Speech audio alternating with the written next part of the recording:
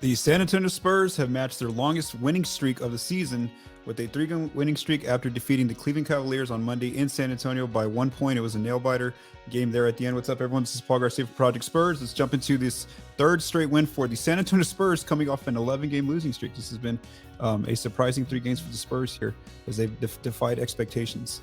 All right, so before tip-off, what was the scenario for the Spurs? Jakob Poeltl and Keita Bates-Diop were still out on the injured list, but the Spurs were getting back one rotation player, and that's Jeremy Sohan. He was able to return. He didn't start in this game, but he did come off the bench.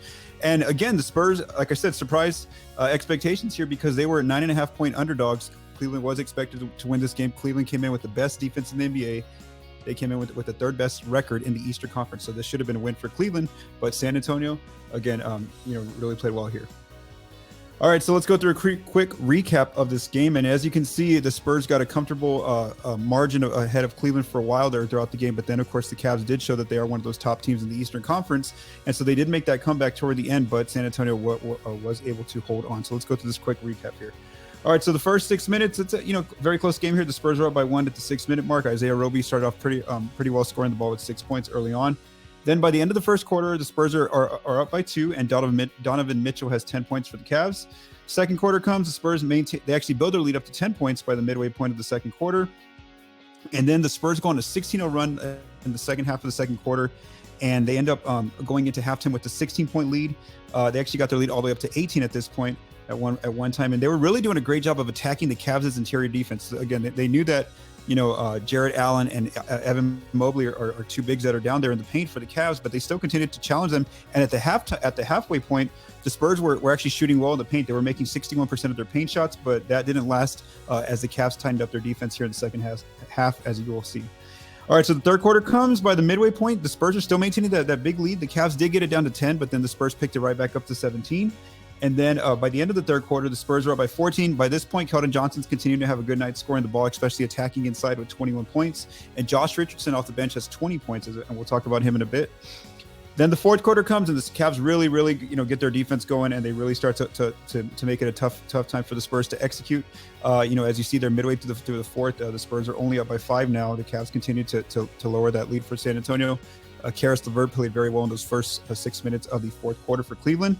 And then in those final 6 minutes, the Spurs have multiple players step up. Trey Jones really gets going there in the last half of the fourth quarter. So does Devin Vassell getting his mid-ranger going. And so the Spurs, they were tested, and there was a few plays that didn't go the Cavs' way, and so the Spurs were able to hold on there for that very close nail-biter finish with a 1-point win. But again, the Spurs did hold on. All right, so who are the leading scorers for San Antonio? Josh Richardson right there, like it says, 24 points, a team high, 24 points off the bench. And I believe it's only his second game back from injury, and he had his 3-ball going. He made 15 points for the team, 15 of the team's 27 points. He basically matched Cleveland, as we can see there, in 3-point scoring. So Josh has 15 points from 3. The Cavs as a team have 15 points from 3. Keldon again continues with his inside attacking mode first before even trying to attempt the 3-ball. So he ends up with 21 points. 12 points from the paint, and I do want to note that this is now Keldon's 5th game in a row where he scored 10 or more points in the paint. So again, he's continuing, while his 3-ball's still not quite there, he's continued to just make sure that he's attacking early, and he's staying aggressive, and so he's ending up with another 20-point night there. Devin Vassell came off the bench again, so he's still kind of working his way back from injury. Ends up with 16 points, and again, he had some crucial buckets there in the fourth quarter, especially again going to that mid-range. He was able to get some shots off, and he scored 6 of his 16 from mid-range. Trey Jones really got going in the fourth quarter, so he ends up with 15 points for the night, 8 points there in the paint. And then the big area for San Antonio was that they won the 3-point line by 12 points. They outscored the Cavs 27-12. That was their biggest margin area where they held the lead over the Cavs. For the Cavs, they had Donovan Mitchell, was their go-to player. He ends up with 28 points in the night, 12 points from mid-range. Caris LeVert ends up with 23 points off the bench, 12 points attacking the Spurs' defense on the inside. Darius Garland, 18 points, 8 points from the mid-range. And then Evan Mobley with 17 points, 14 in the paint. And Jarrett Allen with 16 points, 14 in the paint. And the Cavs, their biggest area where they won was the free throw line. They won that area by 5 points, but it wasn't enough to overcome the win for San Antonio. All right, what sticks out of the shot location? So like I mentioned, at halftime, the Spurs were shooting 61% of the paint, but then the Cavs, really started to buckle down there in the paint. And as you can see for the night, the Spurs end up shooting just 48% in the paint, which is not an efficient number. The big key for San Antonio was that mid-range scoring. They were really efficient from the non-paint too. They made 69% of their mid-rangers. And on a night when they're struggling in the paint and they struggled from the 3-point line, Also, even from the free throw line, you could say that was crucial. The fact that they were at least efficient from the mid range, and they got a season high 22 points from that area. For the Cavs, they had a good night shooting the ball in the paint. They didn't have a good night shooting from the three-point line. They missed a lot of threes here. Could also give credit to the Spurs' defense. Cavs shot well from the mid-range, and again, you have to give Donovan Mitchell credit there. And then also they were an excellent team shooting their free throws. The only crucial free throw that they missed was one by Evan Mobley late in the fourth quarter, so that might have been really crucial for Cleveland there. But again, Spurs end up winning the three-point line. Points off turnovers, both teams are pretty even there. Fast break points, not too much of a difference there. So that's where your shot location stats are. All right, who are your three standout players for San Antonio? Again, like we mentioned, Josh Richardson off the bench there with 27 minutes, scores 24 points on just 13 shots. Now, I know a lot of those were threes, but again, that just shows his efficiency. 1 rebound, 2 assists, 3 fouls, and 2 turnovers. Trey Jones, 29 minutes, 15 points on just 11 shots, 4 rebounds, 5 assists, 2 fouls, 2 steals, and 3 turnovers. And then Devin Vassell off the bench there, 28 minutes, 16 points on 14 shots, 2 rebounds, 3 assists, two personal fouls, 3 steals, a team high 3 steals, should I say, for Devin. So those are your 3 standout players again for San Antonio. All right, so now this is, 27 games are now done for the season. Yes. So let's talk about the offense stats, what stuck out today in the good way, and then also the not so good way. So some things on offense. The Spurs are now 6-1 when they lead by 15 points in a game. So their biggest lead tonight was 19 points, but again, at least when they crossed that 15-point mark, they're now 6-1. I know 4-6 is not a great record, but for this team, they're actually winning their crunch time games lately. So they've won their last 2 crunch time games in a row against Miami and now Cleveland. So they're holding on, they're executing, they're matching their opponents, they're getting some stops late in ball games. So again, they're 4-6 in crunch time. They are now 8-4, the Spurs, when winning or tying the 3-point line. So we do want to note that they won the 3-point line by 12 points. Like I mentioned, on a night when you're struggling to make shots in the paint, when you're struggling to shoot from the 3, you got to have somewhere that you're shooting well from, and that was the mid-range for San Antonio. They end up making a season high 22 points from mid-range, and they end up shooting their second best night from mid-range, 69% accuracy as for mid-range as a team.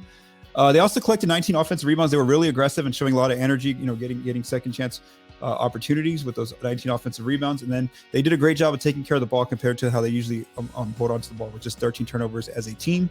The areas that were not so good for San Antonio on offense were just, again, the 3-point shooting is still not there, 27 points from 3, 48% paint accuracy. And again, you want to give credit to the Cavs' defense. They have 2 7-footers that they're playing there in the paint. They couldn't get out in transition. We do want to note that the Cavs do have the number 1 defense in the NBA. And then just 28% of their shots from 3. So again, that's more the shot volume is not quite there anymore for San Antonio now that they're more so focusing on attacking on the inside rather than shooting the 3. The good things on defense, again, this has been a trend on why the Spurs are on a 3-game winning streak. I mean, this is an area where they've really turned their season, not turned their season around, but turn around their season from the point where they were on that 11-game losing streak. Their defense has really buckled down. I do want to give credit to Matthew Tynan. He tweeted recently that the Spurs having multiple days off and then having time to actually get in the gym and get some practice and really go over defensive routines and things like that. It's really starting to pay off here, as we've seen here with how their defense has started to improve dramatically in these last 3 games, and they still don't even have their anchor back yet. Jakob Poeltl's still on the injured list. Imagine when they get him back, they could possibly get better defensively. So what were some of the good areas? There was a lot for San Antonio on defense. They avoided a double-digit deficit for the 3rd game in a row, so that's also another key. 3 games in a row now that they've won, they haven't fallen to that 10-point hole, because we do know that once they cross 10 points that they're down by, they're 0-16 this season. So again, they're either holding the lead or they're staying right there competitive with their opponents in these last 3 games, and that has helped them, not fall behind and have to try to work their way back for a win. They held the Cavs below 30 points in 3 or 4 quarters tonight. The Cavs had a terrible night shooting the 3, just 15 points from 3, 22% accuracy from 3. The Spurs also defended the paint pretty well. The Cavs only made 57% of their shots in the paint. The Cavs had just 111 points on the night, and I know that sounds like a lot, but normally the Spurs allow 120 to the opponent. The Cavs did not have 1 fast break point. I apologize. That must have been a stat error for me. That specific stat should be, let's go find that real quick. Okay. Normally, I need to start double checking my notes. Okay, the Cavs had fast break points 10 points. Okay, so it should say 10. So again, that's a low number though for a Spurs opponent. So that's why I did want to note that. So again, not 1 point, just 10 points. And then the Cavs shot just 25% of their shots from three, and they did take a lot of shots from mid-range. So again, you want to kind of give up the mid-range, but there's some give and take there when you're going against Donovan Mitchell. So the bad thing for the Spurs on defense was that the Cavs did score 24 points from mid-range, and they shot 60% from mid-range very well. Again, you give a lot of credit there to Donovan Mitchell. And then the Cavs also, with 2 7-footers they're starting, the Spurs had difficulty on the rebounding on the rebounds, and so the Cavs did collect 15 offensive rebounds. But again, way more pluses on the defensive end for a third game in a row for San Antonio rather than minuses. All right, so where are the Spurs now through 27 games? They are now 9-18 overall, still 14th out west, still with the 5th worst record in the NBA. They are 5-10 at home. They are surprisingly, this record just continues to improve. They're now 6-2 versus the East. This has been the one thing that they've controlled is a winning record against the Eastern Conference. For some reason, they play really well against these Eastern Conference teams, and so they are 6-2 right now against the East. I know it's a very small sample size, just 8 games.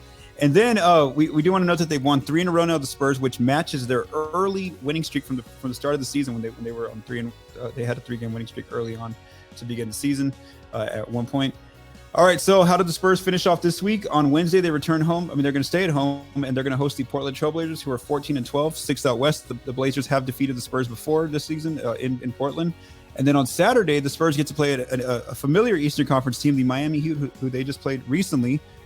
This time, this game is going to take place in Mexico City, even though it's a home game for San Antonio. The Heat are struggling this season, as we saw on Saturday. They are 13-15 as a team, and they are 10th out east. So Spurs are on a 3-game winning streak, again, continuing to defy expectations lately, especially after that 11-game losing streak. They're playing really well right now, so we'll see how much further this momentum carries on. For Project Spurs, I am Paul Garcia. Have a great evening.